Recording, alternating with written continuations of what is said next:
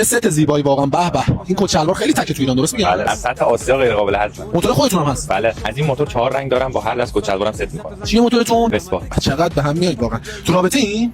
نه متاسفانه دیگه بهش دختری نمیتونم اعتماد کنم. چرا؟ چون همشون دنبال کندنن. من وقت پیش یه تاج گل 35 میلیون تومانی واسه یکی فرستادم. 35 میلیون تومان گل؟ بله.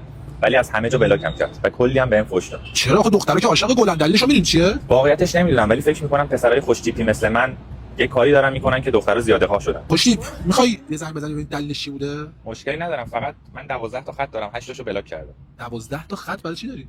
کار بیزینس انجام میدم.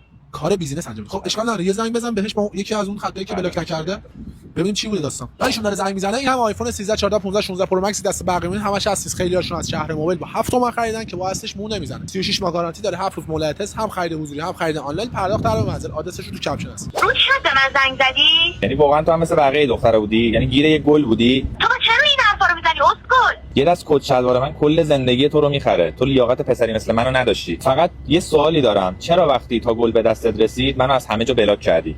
برو اون بذار باید بیاد بابا اسکل. بعدش گل سفارش دادی زدی پرداخت در به منزل. این کت شلوار رو فقط چند خریدید؟ 380 تا